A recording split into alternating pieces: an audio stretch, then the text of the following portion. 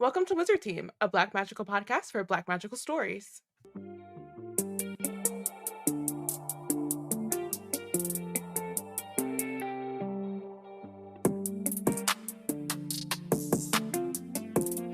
Hi everyone, it's Bayana and Porshèa, embarking on a journey through the many fantasy stories written by and about Black people. Today, we're really excited to be joined by Brittany N. Williams, author of the second book of the Forge and Fracture saga, Saint-Seducing Gold. Hi, Brittany. Hello.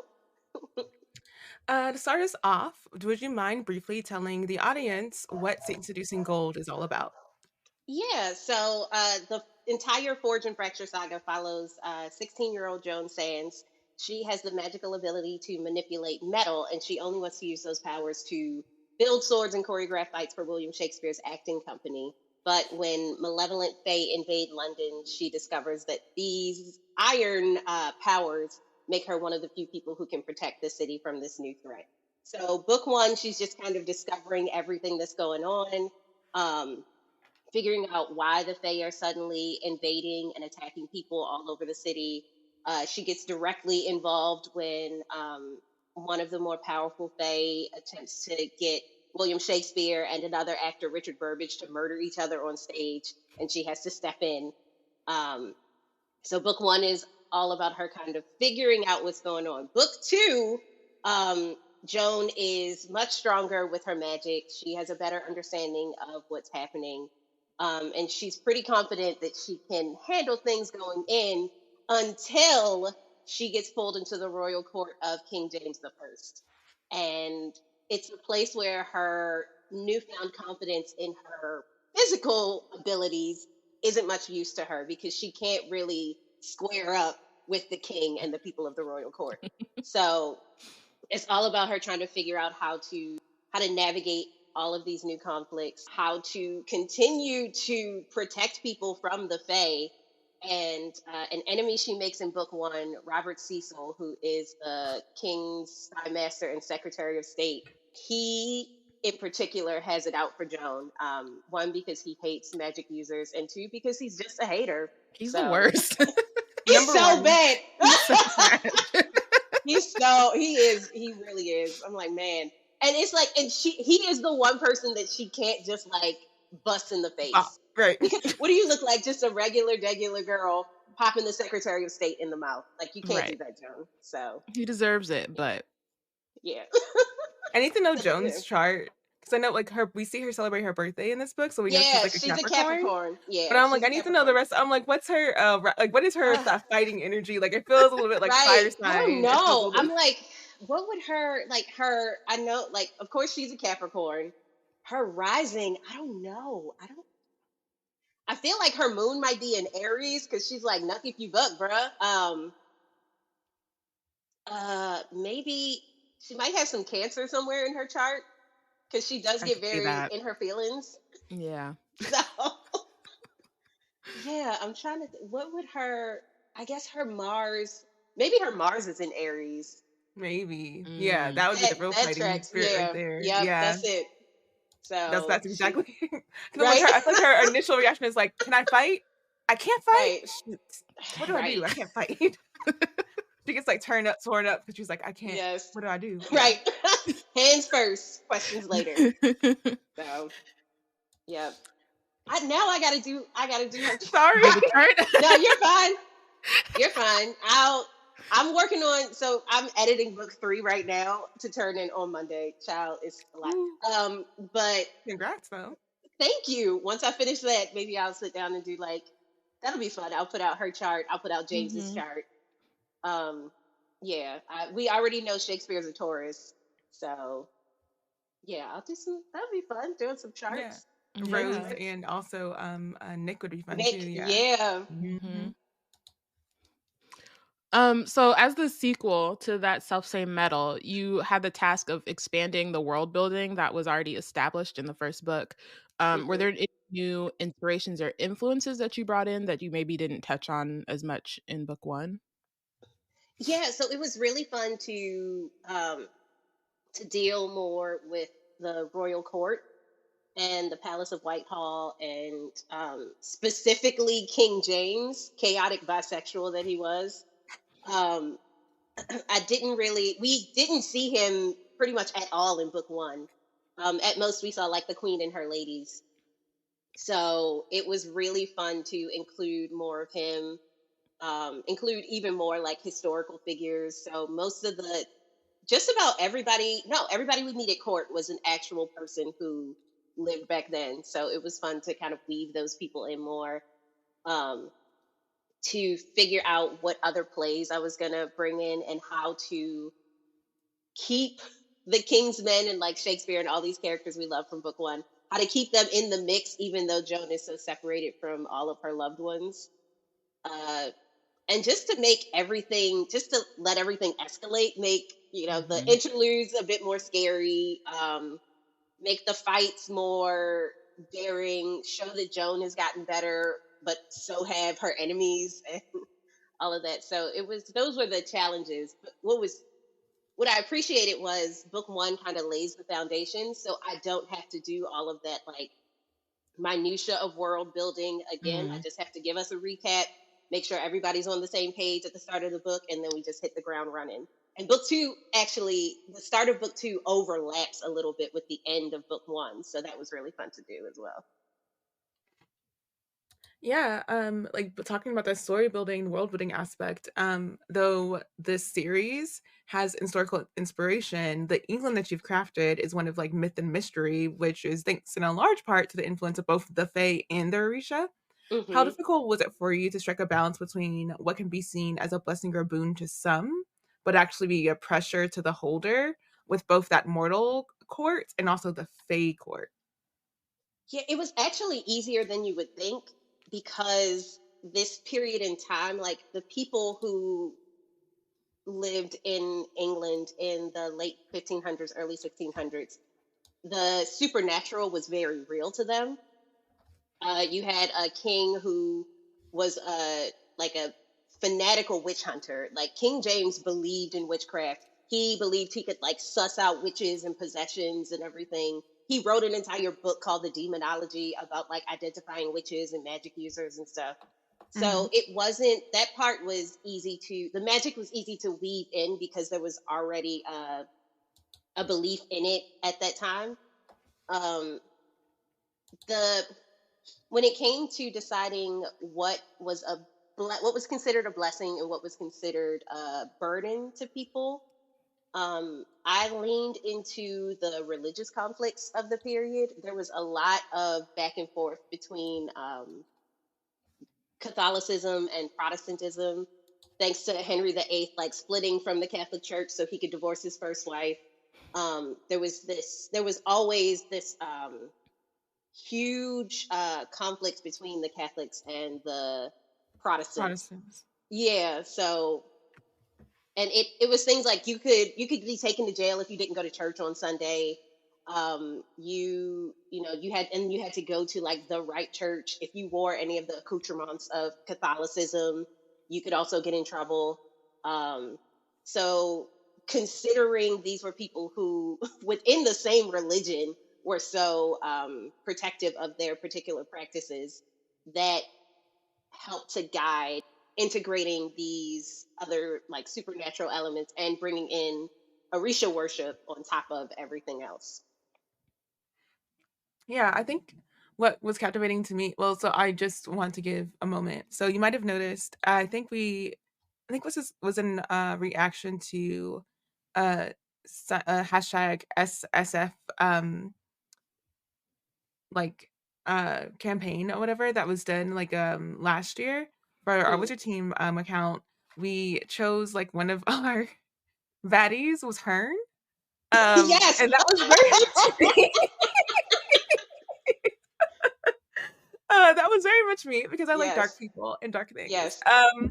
And so it was so funny to me. I was like, 'cause I read the book, I was like, is this her? Because it was like not completely like Hmm. clear if it was her or not. I was like, why have I not seen her in a while? Like, what's Yeah. happening? And then I wrote that for you. I wrote that for you. I was like, now, because at first I was like, oh, she gonna be like scary and stuff, and I was like, now I gotta make her like a baddie for real. Like she has to be a scary baddie. So I wrote that scene for you. I did. When you were talking earlier about having the interludes, like, with darkness, I was like, "Oh," and they go like, there's a level of, like, horror and, Mhm. not quite full on gore, but it's a decent amount of, No, what you would it gets a little It's it yeah. gory. gets in Yeah. there. Yeah. I was thinking about, like, how, like, this period, like, especially, like, later on in the book, like, that's full out gore, but, like, the Yeah. interludes themselves, they're not, like, they're touching on it, right? They're not really Yeah. they're not sitting in it the way that, like, you Mhm. do until the towards the end of the book, right? Yeah, no. Um and There's that's one that very gets real dwelling bad. in the time period. No, honestly, no, Yeah. I love, like, Yeah, darkness. that's Okay, great. cool. Mhm. Um, it's great. But, like, the thinking about, like, that groundingness in the, like, the horror of the time period Mhm. itself, like, there's so much about, like, romanticizing, like, the time period, romanticizing, like, "Oh, this is a time of, like, where people were, like, gallant, and, like, we had, like, Yeah. all these different, like, royal social, like, things that people, like, you had to Mhm. work in a certain way, and, like, this is how nobility had to act," and, um, that's it was very interesting seeing you play with that, with not only the darkness and the horror and the gore parts, but also, like, there's a point, in the story where Joan is told that, women have more power at court than they do within the theater community. Mhm. And why was it important for you to kinda, like, point that out at some point in the story that, like, yeah, let's ground like, yeah, we're gonna ground it in the gore and the, like, Mhm. viscera of the period. We're also gonna ground it in, like, like, things aren't cute even within artists communities where you're supposed to be Right. free. Like, it's not cute here either. Yeah. So we always hear about how like powerless women were back in like throughout history, like, oh, women couldn't do anything, they couldn't do this, they couldn't do that. And when you start to really investigate that, you see that there are always exceptions to that like rule or expectation. You'll find like widows could own their own businesses, and if you had enough money, then you could do whatever you wanted. If you had enough power, you could almost do whatever you wanted. The We always hear about how there were no women on the stage in Shakespeare's time, which is true for the acting companies, but it wasn't true at like the court, where the queen and her ladies always did like these elaborate performances in these gorgeous like costumes and stuff. So I really wanted to bring that out. And ultimately, this series is about making people like question the things we've been told about history. I want people to, I want, when we're told, it was all white people in England at this time, I want people to be like, no, that wasn't true. And I know because of this. When they're like, oh, women were never involved in the theater in that time. You'd be like, I know that they worked backstage, and I know that they did this, and I know that they did this because of this book. I know that they performed at court because of this book. I just want to challenge all of those patriarchal, Preconceptions. yeah, all those Mhm. patriarchal white supremacist things we are fed all throughout like our school careers and stuff. So I'm inspired by the way Watchmen made everyone look up Mm. the Tulsa massacre.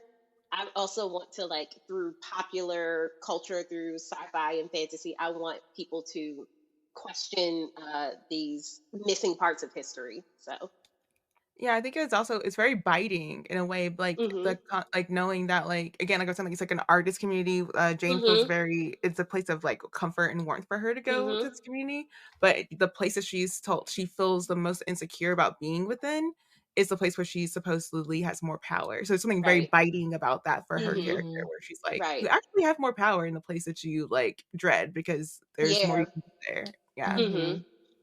Right. So, And and if she even that wasn't, is like, kind fight of, first, it would yes, probably be right. less scary for her. Right. Right. And it's also like she finds that she has at least one friend ish in a very high place. Um but and like talking about things that are like both a gift and both a boon and a burden, like that is a huge one. And even then she can't be sure how far that proxy power extends for her. Um and especially when dealing with like Robert Cecil and this other person who decides that he wants to bust all up in her life. She's not sure how she can wield this new political power to kind of fight those people off. So it's rough. I wanted to I wanted to go into book two and take everything she had learned in book one, all of the power she had built up, to take that and put her in a situation where none of that matters. So Mhm. Not very, it feels that. You can feel it. Yeah. Just kinda going off briefly what you're just talking about in terms of, like, um, kind of repainting or reorienting people's thoughts about, like, history and who was there. Um, was there anything, like, in doing your research that, like, surprised you or that you kinda, like, thought was true and then went deeper and it just kinda, like, opened up, yeah, you know? Yeah. no, there How did absolutely that go? was. So I went into this fully believing the lie of no women being involved in the theater in this time. Uh, and I happened upon a book called Labor's Lost, and it was all about how women were involved in the early modern English theater and how, there were women who owned stock in the theater companies, women collected money at the front gates at the theaters, women were dressers backstage, they maintained the costumes and stuff. So in my first draft of that self same medal, there were far fewer women involved in the periphery. And when I read that book, I immediately went back to my draft and like a bunch of these side characters who had been men. I was like, there's no need for y'all to be here. Bye. Y'all are being replaced with women. So I was very happy to do that. And I'm always happy to have my preconceptions challenged like that in such a wonderful way, and to see some part of me reflected in history in a way that it hadn't been up until then. So it was nice. I was very excited, and then that's how we got the character Roz, who I keep writing her in all over the place because she's just great. You know, It's she's always just good to lovely. have someone who just, like, kind of, like, is in the corner like, "Hey, Right. how you doing? We're gonna do a Right. quick little You check-in. doing? What's going on?" Yeah, Mhm. yeah. You doing okay, baby? Here, have a juice. Like just Right. somebody to right. Yep. So Yeah, I I just love love that. I that. love, like, those things where you're like, "I wanna put this here, but I don't know if I can," and then you're like, "Oh, I can? Hmm. Great. Let's just put Right. put it all on there. It's great." Hmm. Yep. And Um anytime I can add more women to a book, I'm like, perfect. It's like, get out of here, man. No one Move, cares about move, you. Boo. move, dude. Y'all had You're enough. lucky that you happen to be king because Right. otherwise, Right. You don't have to be here, it's if fine. you were No. dead at this point in time, haha, dead. Yeah. Yep. So also one this is, like, something that kinda struck me reading the first book and then again in this one, because there's obviously, like, this really big trope, like, in to the point now where it's, like, kind of a joke about how, like, in YA fantasy, main characters either have at least one dead parent, most of the time 2, or they're, like, Hmm. gone, or even if they have them, they're, like, Yeah. really not involved, don't know what's going on, you Hmm. kinda, like and so, like, just not present, I guess, but that's Yeah. not the case for Joan, and, like, she has her parents, but then she also has, like, these other adults who are looking out for her and who are very Yeah. active in the plot, and so I was curious, like, is that was that, like, a conscious decision, or did it just kind of, like, happen that way, and then you were like, "Ooh, okay, I'll build it out more," and then why did that kind of become Yeah. important for Joan to have those, like that, like, adult support? Yeah, so it was a conscious decision, to keep her parents alive, and then to have the adults in the Kingsmen be in these like mentorship, very supportive roles. Um, the reason that in young people's literature the parents are usually neglectful or dead is because if you have responsible parents, they're going to want to know what their kids are doing, and it's less likely Mhm. that the main characters can go off and do these like amazing dangerous things. As I got to book 3, I'm like, oh, I got a lot of responsible adults looking out for Joan. That's making things hard. But we gonna make it. uh, for me, my mom died when I was a baby, so I wanted to write. I wanted Joan to have both of her parents be alive to just kind of write that and see how that felt. I infused all of the adults with energies from the different adults that have helped to raise me. So, the Kingsmen are all infused with like the the adults that took me under their wing throughout my theater career. Joan's parents are, the my anybody who has claimed me as their child. So like my aunts and my uncles, my grandparents, like all of their characteristics are infused into them, and it just felt really lovely to write. And I thought it was a good challenge to see if I could have Joan do dangerous and oftentimes irresponsible things while she had these like active, loving parents who are looking out for her. So, and they're also like in the mix. Like all of these adults Yeah. are ready to like they are ready to throw down at a moment's notice.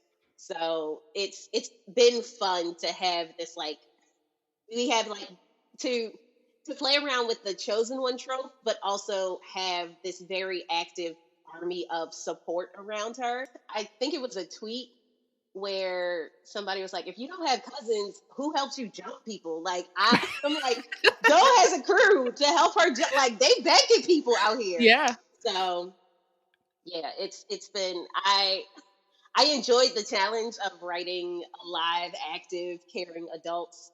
Um, and I thought it was fun.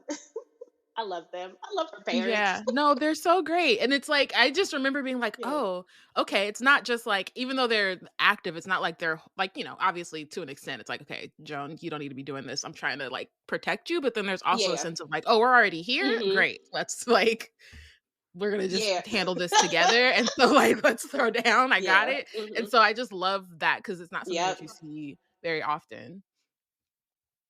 Mhm. And I I love love that. her mom. Her mom is so Yeah. great. She's so Her Her mom is mom fabulous. literally comes through swinging. Like, she just comes through swinging. Like, whenever you see Yes. her, you're like, "Oh, oh, oh, okay." So it's funny that we're saying, like, where is the fight in Joan's chart? But it's like she got it from her mama. Like, it's Right. like That's it. it just this Mhm. it's just the that's it. Yep. That's the answer. She just got it from her Yeah. mama. It's what it is. And it's Yep. hilarious because how they butt heads, it's like I like Joan is like, "I gotta go fight somebody." Her mom was like, "Do you?" But she's like, "Who are you talking to?" Like, I'm Right. It's I like learned it from you you. right.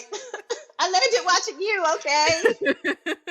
And it's that they butt heads in that way that like mothers and daughters who are very similar kind of like it's Mhm. you I as a parent myself, sometimes I see some of my less admirable habits pop up in my child and I'm like, oh yep, I know exactly what that is and I don't like it. I'm looking in the mirror and I hate it. So Thanks, I hate it. Can we right. please Can you turn not? the Can you Can channel? not? we Change not? it. Can we Yeah. Yeah, Mhm. that is So so fun. And it's fun in the story, like, it really comes like, in the story mhm. when those moments happen, you're like, "Ooh, ooh." I Right. mean, I don't know who's gonna win in this one. If I know Yeah. who's gonna feel like they won, but I don't know if that's gonna be Mhm. that's gonna win the Mhm. battle but not lose the war. I don't know if that's gonna how it's gonna pan out for everyone there, which is really funny. Generally, this was something that we've noticed, and I think this is especially true because we've been interviewing, Black folk, of, like, Black stories, is that, like, we see, we've been speaking to different authors in our interviews and noticing that, there's, like, this emphasis put on moving within community, like, they're Mhm. having the characters who move in community kind of, like, have better things happen for them than the ones who choose like an individualistic focus. Mhm. And during a point of tension within Saint-Seducing Gold, we see Joan choose the protection of one community to her immediate strain, Mhm. over actually going to kind of like enjoy and be joyful with another community that she belongs to like restore her energy and like make give her a boost before she goes on to something. Mhm. um, what do you hope readers gain from seeing her make this sort of decision where she's like her immediate needs are not met, but she's doing it for the community? She's like going through that effort for the community, and then like what that means, sort of like for Joan's Yeah. character arc, but also generally like what readers could take from that. I really want readers to come away with more grace for themselves when they make decisions in the moment that may seem like the right one, but in hindsight wasn't the best choice or the most healthy choice. I want them to see like all of Joan's faults and mistakes and all of the ways that she chooses poorly and see how she's still like loved and cared for and cherished and sometimes triumphant, sometimes not, but like how she's still how that doesn't destroy her.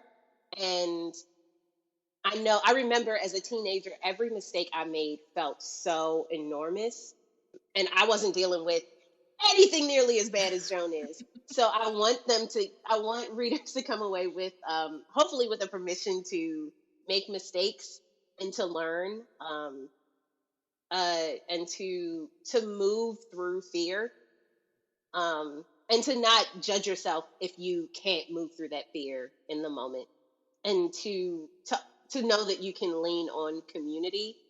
I really want this series to show the benefit of leaning on your community versus trying to like tough something out on your own. It's a hard lesson to learn sometimes, especially because everything in our society tells us like to be individualistic. Like you need to look out for yourself. You need to look out for number one. We don't owe each other anything. Nobody owes you anything. I really want to challenge that, because I think particularly folks who move in communities of color, we can see explicitly how that is untrue. We are our strongest and we are most loving when we exist within community, when we lean on each other. Life feels most beautiful when you are in your neighbors feel like family, when you like, whether it's blood family or found family, when we're together, life feels its most beautiful. So Yeah. I love that. It's very poetic. yeah. Without you being a poet, it was very poetic. But also like what you were saying there, and then like what is joy if joy is not felt? Like you're not sharing it. Like if you don't share in joy, if it's like contained, is it fully like realized? It doesn't really feel that way. Yeah. Love that.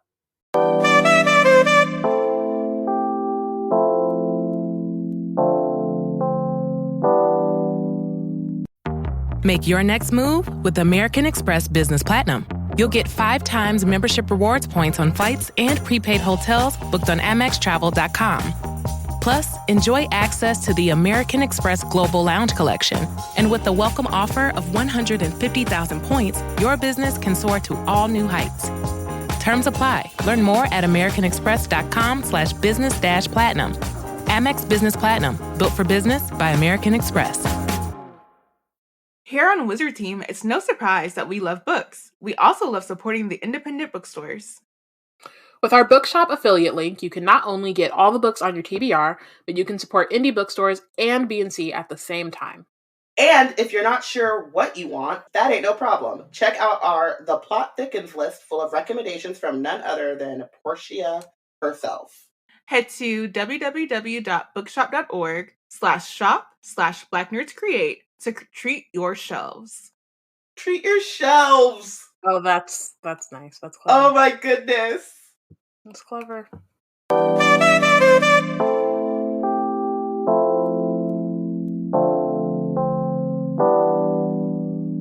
Going on the other side of the coin, sort of, there are many dastardly characters in this story, and in the world of the series. I have 2 questions. One, who is your favorite villain to write so far? And then, what do you enjoy the most about writing villains? Oh man, I really liked writing Oberon in book 1, because he is his own like baddie with a bad plan. The I feel like it's a spoiler. Close your ears if you haven't finished book 1. Close your ears. Close your ears for the next close your ears and count to 10. And starting now. So Titania is my favorite baddie to write. Like I love her. I adore her. She is so scary because you can't be sure of her movement at any given moment. And it's that the person who it's like it feels a little Regina Georgie, where you want to be around this like powerful person, this powerful mean girl, but she can turn on you at any moment. So what do you do with that? And just trying to like gauge her movements, like what is her plan? How does she operate? Like, when you're in her favor, it's wonderful. When you're not, it's terrible. So yeah, I think she's my favorite. Robert, y'all can listen again. Spoiler over. Welcome back. Thank you so much for taking that break. Robert Cecil I enjoy writing him, but I hate him. I hate him so much. I hate him. And he wasn't a very nice person in real life. But he worked himself to death in like in the real world. But I hate him, love writing him, and what I love writing about villains is I like writing something, and then once I finish writing it, I sit back and I'm like, ooh, that's terrible, that's bad. It's like, all right, we're in it, we in the pocket. Like anything, like whenever I write a baddie's move and it makes me pause and be like, damn, that's rough. Like I'm like, yep, we got it. And also on top of with everybody, I didn't do this with Robert Cecil because forget that guy. But with the Fae in particular, I wanted to put in some like shades of moments where you're like, okay, but are they wrong though? Like, is this? Mm-hmm. Is this as black and white as we're thinking? So that's what I wanted to layer in for the Fae baddies. But Robert Cecil, you don't get no shades. You just terrible. He's the worst. No, I love that about the Fae too, because it's like you're trying to figure out what they want, but you're also trying to figure out if what they want is bad. Mm-hmm. And then it's like, okay, now we're fighting, and so it seems like it's bad because there's a lot of blood and a lot of gore happening here. But then, well, still, we don't really know what they want. Like maybe we should hear them out. Like I don't know. Like it's very like yeah. And it's so easy in fantasy. We so often see this like war between peoples, where the human side is the good side and the non-human side is the bad side. And usually the non-human side is coded as, coded like people of color. And I really wanted to avoid that easy racist narrative when it comes to this. So, and also this idea that like all of the Fae are bad because they are Fae, all of the humans are good because they are human. We know that that is not true of anything. So it's been fun to like weave those aspects into the story. Yeah, I mean, I'm going to flipping the coin over again in this question, but my thought right now is again hinting towards that interlude towards the end of the book, where the gore is very prominent and we're inside the Fae's point of view. Yeah. And that was like, for me, that was very fun because it was like aspect where you're like, are the Fae the bad people here in a situation? Like, you're actively seeing humans be the perpetrators of torture. Yes. And a Fae is enjoying the torture, but it's torture that was made by humans. He's not the actor. He's just the person who is kicking up his heels and enjoying what's happening in front of him. And to me, that was just like a really fun like headspace to be in and occupy for a moment, because it's like I love staying in morally gray spaces, but that's not even like morally gray. That's just like, what do you should judgment be passed? What are we do? Like the judgment should be passed on the Fae in this moment? It should be passed. I would put the judgment on the people who are acting and not on the person who's like dealing with it all. That was a really fun interlude to write, and every bit of gore that's included in that is true to history. And true to what actually happened to those people involved in that situation.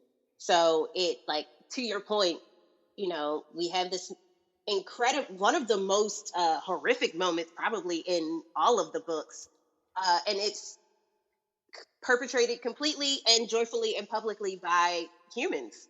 And seeing it through the eyes of the Fae and this being who's capable of really, really terrible acts, and just seeing them like watch this and acknowledge it.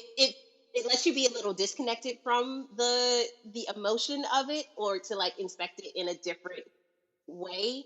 And especially because this particular Fae is part of the Wild Hunt, and the Wild Hunt are the ones that, like in book 1, was just snatching people off the streets, and it's like often described as this like cloud of nightmarish beings that ride around following the commands of noted baddie from the Hunter. So that was really fun to write, to kind of think about what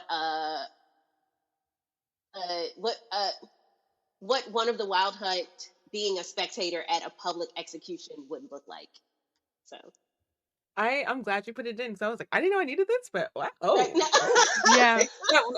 because the Yep. setup of how we get there, I was like, "Oh, I'm not enjoying this at all. What is Yeah, Yeah. leading no. to?" It's And I so then was that gonna say the stressful. flip. Yeah. I was gonna say the flip was really great because it was like, I Yeah. don't really wanna do I wanna read this in this way? And then it switches and you're like, Yeah. oh, interesting. Like this is Mhm. a just different perspectives and how that can like Yeah. shift how you take Mhm. in information is really like, yeah. Yeah. Yeah. Sometimes the interludes come in as a bit of relief, like especially in moments where Joan's stress is through the roof and we are Mhm. right there with her. The interlude will pop in and give us like a different perspective. So especially towards the end of book two. So there's that one, and I think the next interlude is also like a moment where we can step back from what's going on with Joan and all of her high stress, get into somebody else's head, but then it launches us right back into like, oh my God, what are we doing? Why? It's like, why is this happening? So shout out to William Cecil for being absolutely wretched. Ugh. Y'all will see. Ugh. And I like was we just saw like, him in book one, we see him in yeah. book one mhm. very differently. So yeah, I am. So I do like love triangles a little bit. My preference is always Endgame to be OT3. I'm like, Mhm. why separate the group? Like, let all three of them be together. So of course Joan has Nick on one side and Rose on the other side. I already told the whole internet that Endgame is OT3, so they're gonna figure something out. And then we have this other person present himself as a suitor for Joan, William Cecil from book one, and things go very differently. Yeah, that is like I feel like that like, it's so funny because we did not give you these questions ahead of time like we tried to do, but you really just leapt right onto the Right next Oh, into here question. it. we You just like go. slid it on in there and just made We are sense. in sync. We got it. That was a great um, transition. it really is. So as you just said, that is like Joan is not only trying to navigate like all these like tumultuous, like stressful moments with the Fae and the court and all like the human court and all of that stuff. She's Hmm. also trying to navigate her burgeoning feelings for two different people, Nick and Rose. And you have talking about like made them a true triangle OT3. Um, why did you want to make sure that this series had a true triangle, and what is your favorite thing about their dynamic? But also, why did you why did you undercut this like burgeoning triangle with this like hater and like junior Yes. tagging Yes. along on the Hater exit? in training. Right. Um, yeah, so I like I said, like whenever I read like fan fiction and stuff, and I always lean towards like OT3 fix. It's just where I Is love it a it. triangle if it's not three? Like, I don't Right. understand. Right. Hinge. And We like, talk about come on. hinges all the time. Like, I don't want a Mhm. hinge. No. I want to try. Yeah. Yeah. Yep. So, well, we at least got the point. So we got Yeah. this side. We still got to figure out of how they're going to connect or if they're going to connect. Um, but I really wanted to. I don't know. As I was writing book one, and I wrote like I wanted to openly show Joan attracted to a woman, attracted to a man. And as I was writing both Nick and Rose, I was like, I don't think I can choose one of them. So why does she have to choose? And we often, I feel like also in that time period, we get these examples of people who are in openly in relationships outside of their marriages. So we see that with William Shakespeare and all of these like assumptions of like, oh well, he must have had the dark lady, and there must have been this like young, beautiful young man he was writing the sonnets about. Meanwhile, his wife is at home taking care of the kids, and just wondering if that dynamic could have been consensual, could have been like less of infidelity and more of an open relationship. Mhm. um, and so using that to make that kind of relationship common in the world of the Forge and Fracture saga. We even see a moment with Joan's parents in book one and somebody who rolls by the house who they're like, you know what? Cool. If you know, you know. I don't think some of the young readers who read that part know what's going on, but all the adults are like, oh, okay. Mhm. Um, so so I leaned into that, and I thought it'd be fun, and it was a perfect opportunity to have a show an open or show a 3-person relationship in like a book for teens. And what was especially important to me throughout was to show explicit consent with things. And my editor emphasized that we need to make sure that Joan is being ethically non-monogamous. So a lot of the tropes we see in love triangles where it's like, oh, you know, she kissed this person and then next she kissed that person, like trying to not leaning into some of the familiar tropes, because when you really inspect them, you're like, that's actually being a terrible partner. This isn't the way you go about a healthy relationship. So pulling those parts out and then presenting William Cecil as this like extreme contrast, and to show that even though Joan, Nick, and Rose are considering this open relationship in a way, it's still closed to, you know, other people. It's like, okay, I can accept this, I can accept that, not this. Not that. Yeah. not him. not him. That guy. Anything not love, but ever. won't do that. Right. Not that. Right. No. And Joan doesn't even like him, so right. You know. She's like, I please get him out of here. Like, yeah. I'm sorry, this is spoiler, probably gotta cut it.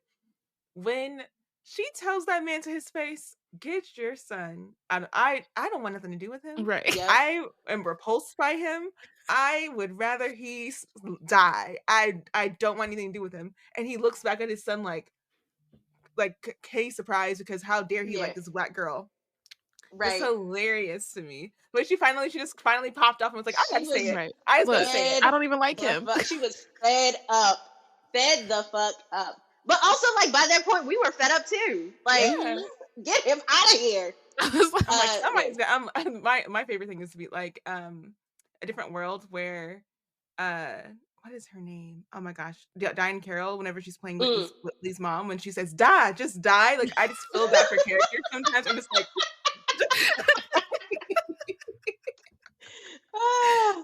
yep.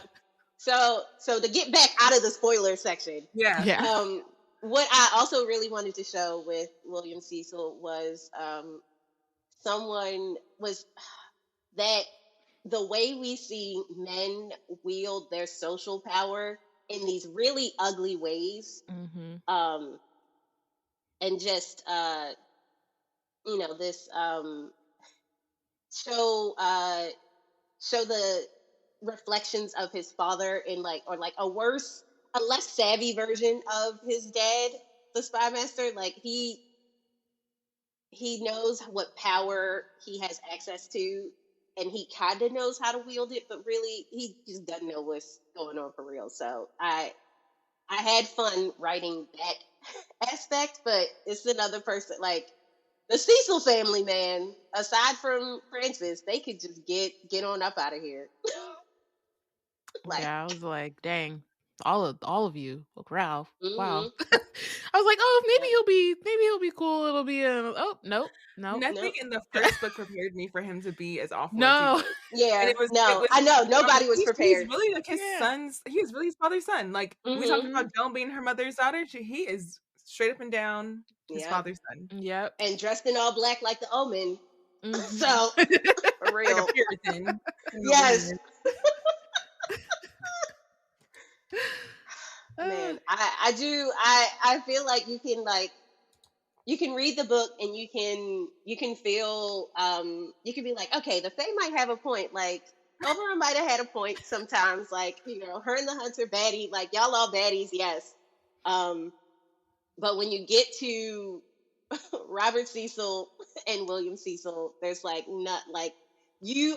I wanted people to read the book, and I didn't want anybody to come away being like, okay, but enemies to lovers with William Cecil. Like, no. Nope, absolutely not. No. No. She, and like, when it comes to Nick and Rose, Joan, like you said, Joan is going through so much in her life. I wanted her romantic relationship to at least be, like, somewhat easy. Like, I don't want her to go through like major struggle with them, because she got enough. It's like, you trying to save the entire country. Something got to be going right for you. Including her love interest at different points. She's trying to save both of them. She tries to Yeah. because Joan is great at fighting. Her mom got hands. Shakespeare and Burbage, they can fight too. Nick is okay. James cannot fight. James got a mouth on him, but James, her twin brother, he cannot fight. Read. He can read. Yes.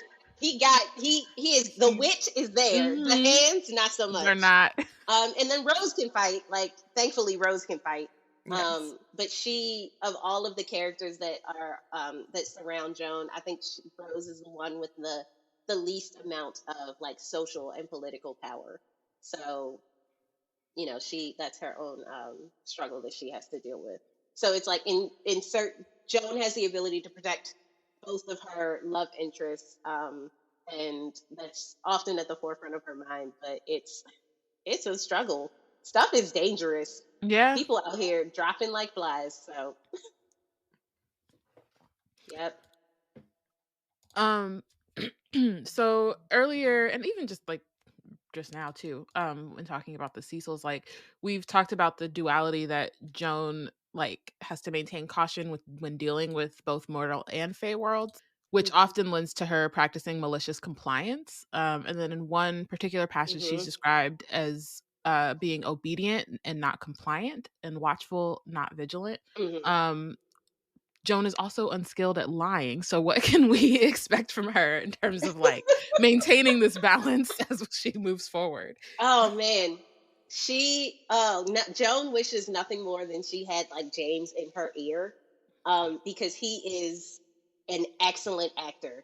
Like this would, like, if they could switch places, he is built for something like this. Like he is built to play the games at court. Joan is not. Like, she is. One thing about, if you talk to anyone who works with Orisha contemporarily, they'll tell you that like children of Ogun are honest. They do not lie. They are like honest sometimes to a fault. And that goes with Ogun being the Orisha of like justice, and you follow the law almost to the letter. Like, children of Ogun are not supposed to like run red lights. You're not supposed to like do little things to get around, to like circumvent the rules. So I wanted to bring that characteristic forward with Joan, and it also goes to the idea of putting her in a situation where every strength she has is now kind of a weakness, because of where she is. And it's just like the scene where she's at court, or the scenes where she's with the Queen's ladies in book 1, and they're like all in her hair, treating her like an object and an animal and a spectacle, and all she can do is like take it. I wanted to capture all of those familiar moments for Black women, where we're in a situation where we have to comply for our safety and security, but we still find little ways to rebel. And so, like you said, like malicious compliance, this idea of following what you say, but putting a little disobedience underneath it. And just like Joan is at a disadvantage, but she's still not a pushover. So she discovers more and more ways to bring that like fight instinct out in her, in ways that usually work well, but not always. I feel like she's a pretty fast learner too. Like, she has her, there's certain things that she struggles with, but it also feels like if she makes a mistake, she's not gonna make it again. It might be a different mistake, but she's like learned from those things. Yeah, and that's like that's the aspect of the skilled fighter in her. Like, when you're in a physical fight, you have to learn fast. Like, you have to pick up cues. You have to understand your opponent very quickly, because fights do not last long. So yeah, she's not. Our girl isn't. She's stubborn. She is rash sometimes, but she's not stupid. So, I love that you brought up Ogun, because the next question has to deal with him. So at one point in the story, Ogun mentions that humanity's work is to discover their parts. like kind of like on Earth, like generally like in like Mm-hmm. in the godly way, to figure Mm-hmm. out their part. Whereas he, as a spirit, already knows his path. Mm-hmm. Might this be a hint that we may see the spirit or Fae realm before the end of the series? Mm. I think that's so funny because I literally have the document right here. Um, I don't immediately have plans. See, you're about to make me write another scene just for you. Stop. I didn't have plans for that. I think you do see other spirits in future installment or in book 3. But I hadn't planned on specifically showing the Fae realm. I like that we kind of see everything happening in the mortal realm / on this familiar plane of existence, um, and kind of understanding that both parties consider they feel ownership over the mortal realm and this earthly plane, um, and dealing with this idea of the Orisha existing, in this realm beyond, and um, the the people they've chosen as their children are the ones who carry out their works here on Earth. So we may never like see them in person, see them beyond, them coming through when they possess one of their children, but we understand their desires and their works through the actions that their earthly proxies take. Yeah, I think one of my, I guess like part of my early theories from book 1 was around like I like to know the why of things, and I'm like Mm-hmm. besides the Fae feeling ownership for the mortal realm, like to an extent, why is it so like a big deal for them to have to get away from where they've been? Like, what's Yeah, the problem there? Where they're like, nah, we need yeah, to be over here. yeah. It's less. I'll say this: it's less that they want to get away from there, in that they want to get back to where they had access to.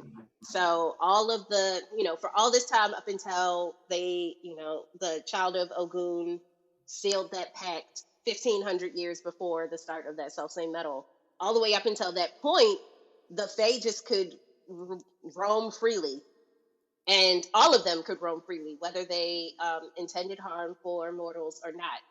After the pact was sealed, it was like everyone who held a certain amount of power, or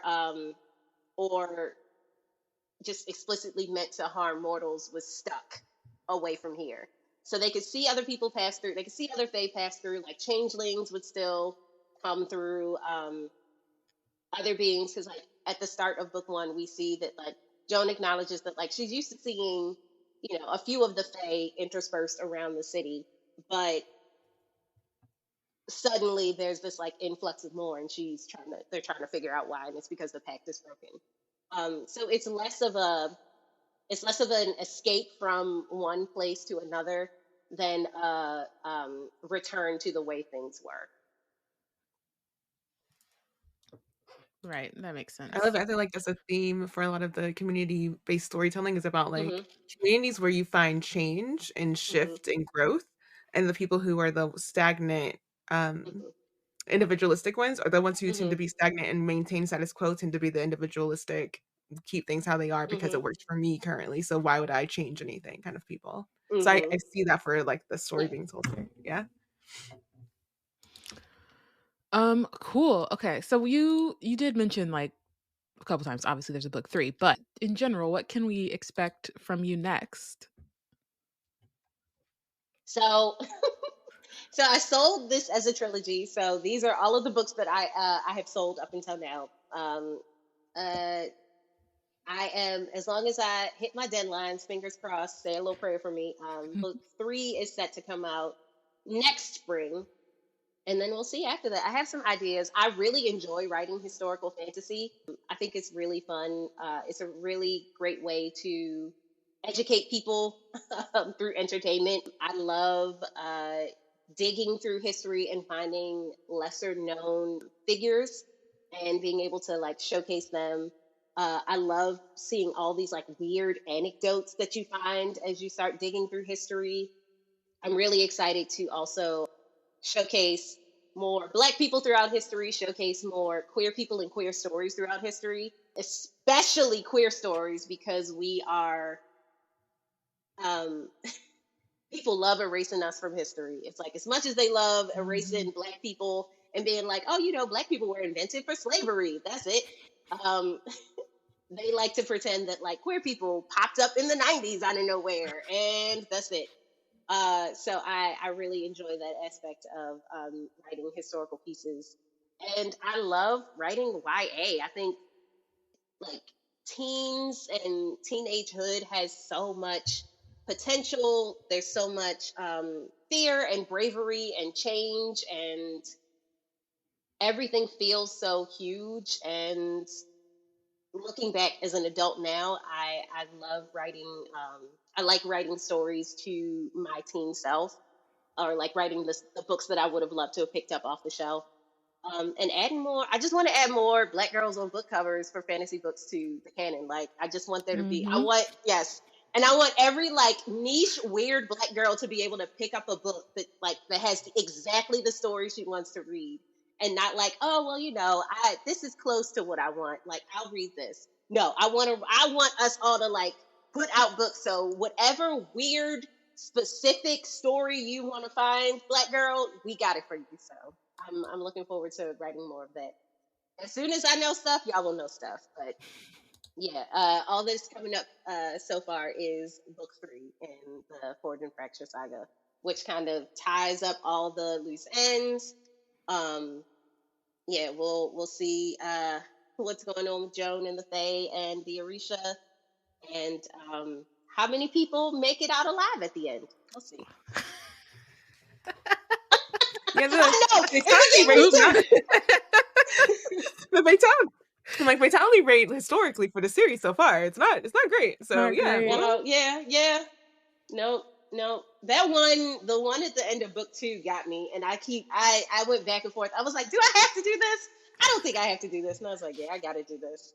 And it's bad too. It's real bad. Talking about visceral, it was visceral and heartrending at the same time. It's a couple real bad ones. I'm like, damn. And you're right. You're looking at your I know. It's like, but that's how you know you have to keep it. Yeah. Like, if you're upset by it, then it's like, cool. That's perfect for the readers. I hate killing off characters. I hate it. I hate when people do it. I hate doing it myself. But sometimes you have to. And like I said, I come to a point where I'm like, Joan is surrounded by too many responsible adults. I need to call her. So, y'all, you know what? People who haven't read it yet, sorry, take that as you will. Yeah. Yep. Wow, it's tough. Brutal. It's brutal out here to be a character in someone else's world, huh? I know, right? You know, you caught up in a war in a YA novel. If you are over 25, your chances are slim. Your days are numbered. So you can be an orphan in an orphanage and get got. So it really don't matter. Nope. Oh man, yes. Oh, that orphanage scene. It went up on. So if anybody wants to read it, it's chapter 15, and it is up for free on Reactor magazine. I wrote that scene, and I had to immediately close my laptop and shut everything down for the night. I was like, all right, that's it, no more. Not thinking these thoughts. Nope. Yeah, that one was wild. I was just like, oh no, oh okay. It's real bad. It's real bad. My editor was like, oh my God, what is this? I was like, sorry, we gotta ramp it up. Ramp it up. You gotta know how bad the baddies are. It's not. Yep. They're not making the stallion baddies. They're the real deal. Yeah, it's rough. It's oof. You could be minding your own business. That's not my main thing with the interview. Yes. Yeah. Yes. are with people who are just minding their own business Mhm. and stuff happen. And I'm like, that if that ain't being Black in America, but Listen. Well, the one surefire way to survive an interlude in my books is to be queer, to be gay, to be a lesbian. I don't kill any gay people. Sorry. Sorry, not sorry. We don't. Yeah, the only yeah. There's only like one no, I won't go. I won't do that. Yeah. I try the majority of them. 9 times out of 10 you're going to make it out. So, I'll I feel say like nine those and are, a someone half has to look times out out of for 10. them. Those are great Someone odds. has to look out for them because that whole like bury your gays thing, like that is ridiculous. Yeah. Like it happens too much. Yeah. I was like, we got enough of that. Yeah. Mhm. They'll be in danger. Like you will be in danger. Right. Peril? You will be Death? in serious peril, but Yeah. you won't make it. Mhm. You might not make it with all your limbs, but you're gonna make it. Right. You Did you might be a little die? traumatized, but that's okay. Yep. But did you die though? No. Just wipe it up, knock it off. Just Yeah. dust Just it off. walk it off. Walk it off. You'll be Mhm. fine. Mhm. Well, thank you so much for joining us. Can you let our audience know Yeah. where they can find you and your work? Yes, you can find that Self-Same Metal and Saint-Seducing Gold wherever you buy books. Saint-Seducing Gold is out on April 23rd. So, yeah, you can buy that wherever it's available in hardcover, ebook, and audiobook. That Self-Same Metal is available in those same formats as well as in paperback. You can find me across social media at Brittany Acts, BrittanyActs. And you can find me on my website, which is BrittanyNWilliams.com, and sign up for my newsletter on Substack. Thank you once again for joining us today for this interview. Thank you, everyone who is listening. I hope you heard Brittany when she said cover your ears, because if you are Yes. say anything to us in the DM, so hop in her DM, so hop into Right. her comments talking about she spoiled something for you. Yes. She told you to No. cover Warning. your ears. Yes. Don't. Okay. Yeah. And you know what? Even with that little like spoiler, or I feel like maybe they weren't that big. Yeah. It wasn't. But don't try to use it as a thing Mm-mm. to be mad about either. Don't be a No. Cecil. Like, let's not do that. No. Nope. Don't be a Don't be a Cecil. hater. Don't be a hater. The most yes, he is the biggest hater. Nothing but hater energy. So, yep. Yeah. Bad vibes. Yeah. So we just to give everyone, like, so you are noticed for how to act accordingly with Brittany. Also, a note about what's happening with Wizard Team. We're currently on hiatus for the rest of the month, but please stay tuned for our May miniseries where we'll be discussing Black Panther: The Tales of Wakanda. Wizard Team is part of the Black Nerds Create Collective. If you want to keep up with our content, you can check out our website at blacknerdscreate.com. Follow us on Instagram and Tumblr at Wizard Team Pod and at Black Nerds Create. Bye, y'all. Bye.